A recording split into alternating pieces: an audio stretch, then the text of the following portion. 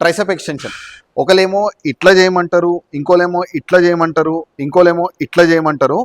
Same double హ్యాండ్లో కూడా ఇట్లా క్లోజ్ పెట్టి చేయమంటారు, ఎల్బోస్ అవుట్ పెట్టి చేయమంటారు. నా ఈ ట్రైసెప్ ఎక్స్టెన్షన్ అనేది మెయిన్ పాయింట్ ఏంటంటే మీ షోల్డర్ ఇన్వాల్వ్మెంట్ అనేది ఏ డైరెక్షన్లో తక్కువ ఉంటుందో అదే మీ ఫిక్స్డ్ పొజిషను.